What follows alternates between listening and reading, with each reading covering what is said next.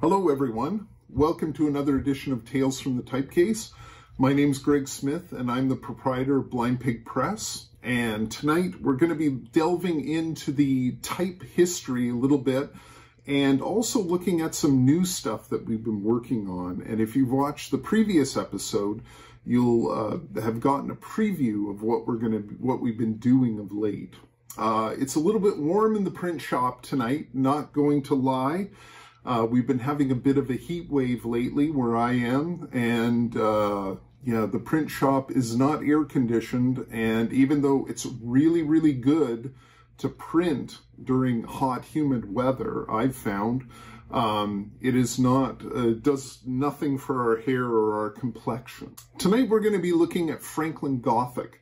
And again, we had a little bit of a preview of this in the previous episode, but tonight I wanted to get in and talk a little bit more about the typeface and the typecase. You see, those two things rhyme, even though they're probably case, they're spelled differently.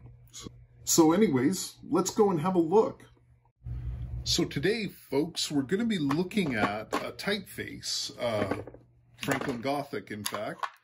And the other interesting thing is we sorted the Franklin Gothic that we had into two typecases that we've just made. So you'll see that there's no label on the front. Haven't really thought about a label. Maybe I'll just put some tape over this. But you can see the way that we constructed this typecase. And we constructed the typecase entirely out of laser cut parts that we use. So this front part is 1/4 inch Baltic birch, and you'll see we sort of pegged it together with some doweling to register everything properly. We may have used some nails as well to nail in the cross pieces. But this is a project that I've been working on in my head for quite a while, and it's finally come to fruition. So here we have the inside of the typecase. You can see where some of the laser cut pieces were not cut out perfectly.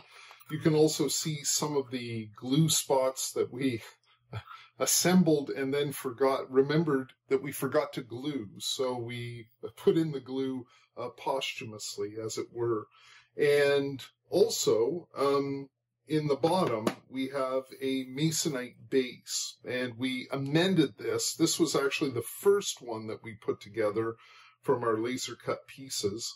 And in the second one that we did, we actually made the individual pieces out of 1/8 inch Baltic birch.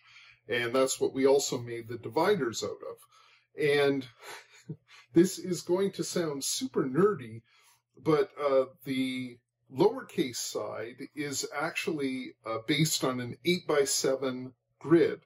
So we have 2, 4, 6, 7, 8 compartments. You see them for the numerals up here. So we go 1 to 8. So it's 8 units across by 2, 4, 6, 7 down. So that's how everything fits together on this side.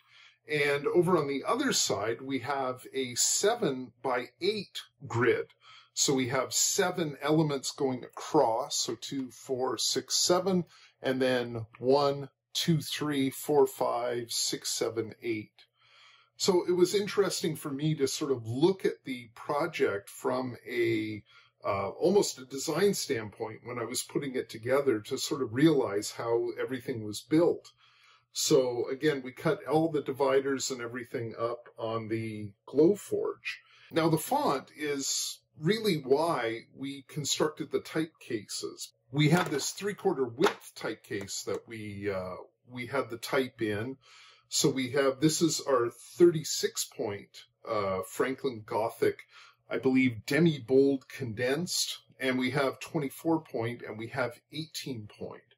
So, and in the last video, we translated the 18 point into another new typecase that we made. So this was basically to get these fonts out of some bad old typecases that we couldn't really use very easily, and get it into new typecases so we can actually use it, which is the point. Anyways, it worked out really well. We're really excited about this. The only thing that I think I'm going to change about the whole design is the height of the front part here. I think I made it about 1/8 of an inch too large. I made it 1/2 an inch above the rest here, and I should have made it 3/8 of an inch. But I was going by sort of another typecase, and it doesn't really fit into the more modern metal typecases that I use here. So, again, I'm not really sure why I was so fascinated by making my own typecases, but I was, and I think I'm also going to make some more just for the wood type that I'm making. So I'll show you that when I get to that point.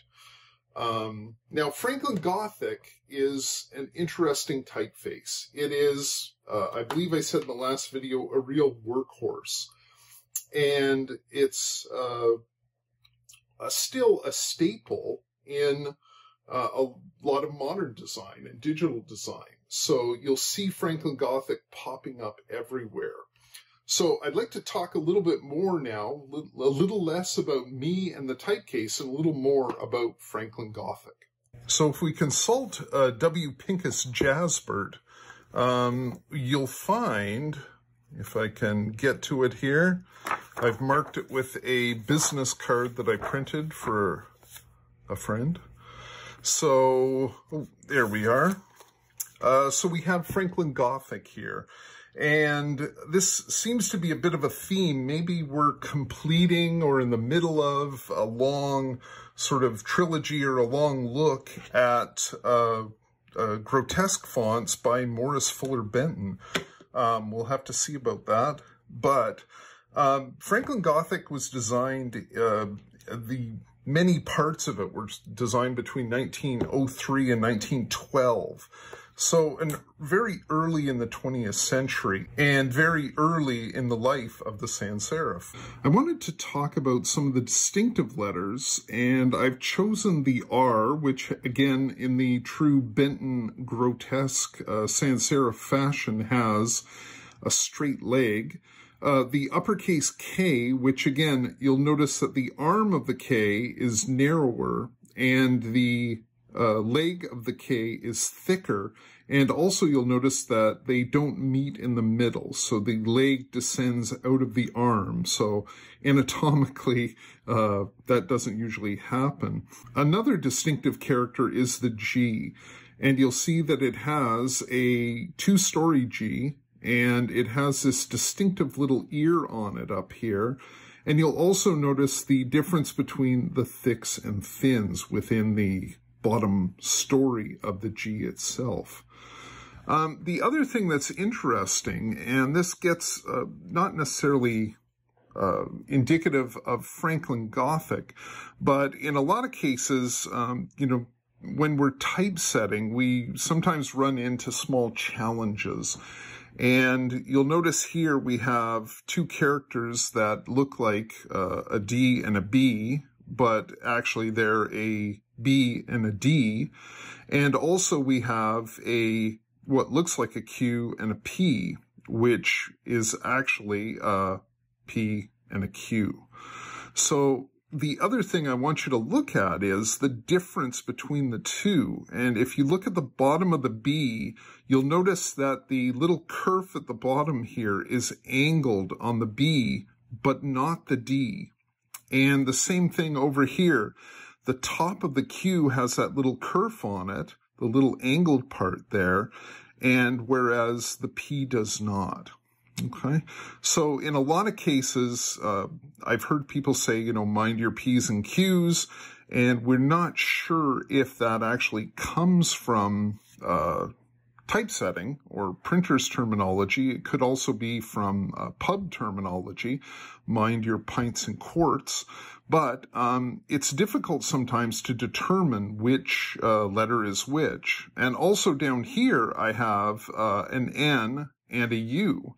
Now, if you look at this letter over here, this is what's called a nick. and this indicates the bottom of the letter itself. With the N and the U, the nick is at the bottom here, and that indicates the N and the U. But because we're typesetting by hand, often cases, we can get things turned around. And if we line those up, you'll see there really isn't a huge amount of difference between the two. So you can often see letters that have been turned upside down that are put within, a printing frame. The other thing is the difference between the uppercase O and the numeral 0. The 0 is a little bit narrower than the O itself. So even in a semi-condensed or condensed font, you'll notice that there is a slight width difference. Now, also, and this was something that I hadn't really understood, or I hadn't really found until I looked at the 36-point version of this font. So we have, like I said, 18, 24, and 36. This is the 36 point font, but you'll notice that this is a lowercase l. And at the bottom of the casting, you'll see it says LC. So that indicates that that is lowercase. And on the uppercase I don't know if you'll be able to see that, but there is an uppercase C on there. So that's how we tell the difference. And if you look at the two together, you'll see that the lowercase l is slightly narrower. Although, and again, this is a fairly early sans serif. So this is, again, dating back to the beginning of the 20th century, and you'll notice that the I and the L are the same height from the baseline. And again, that becomes problematic. If we're setting words like illusion or illustration or something like that, then it becomes more difficult to tell the difference between the I's and the L's. It makes it more difficult to read. So you'll notice in future fonts, or the progression of the sans serif, or the evolution of the sans serif, you'll see oftentimes the L is slightly higher than the cap height. So that's another advancement. Now, because of the typecase situation, we really didn't use Franklin Gothic as much as we would have liked to. But we did use it for something that we printed recently. It's the cover of both a greeting card and a notebook. And it's the, I believe, Canadian phrase. I'm going to claim credit for it within our country.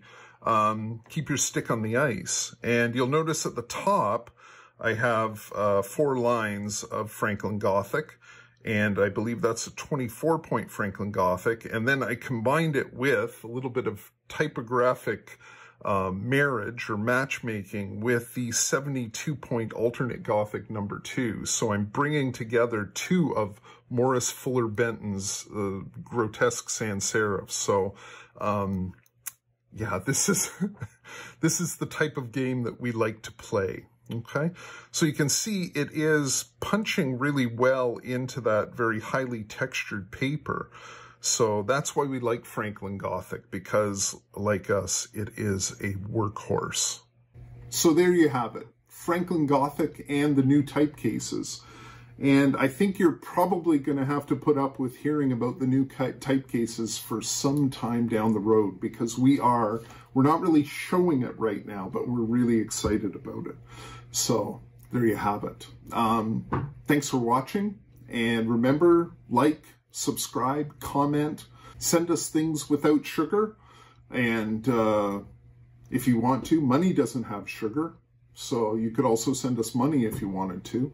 Next week, we may be continuing our look at the sans serifs, and especially the grotesque sans serifs. So we may change our mind. We always reserve the right to change our mind. But until next week, good day and good typesetting.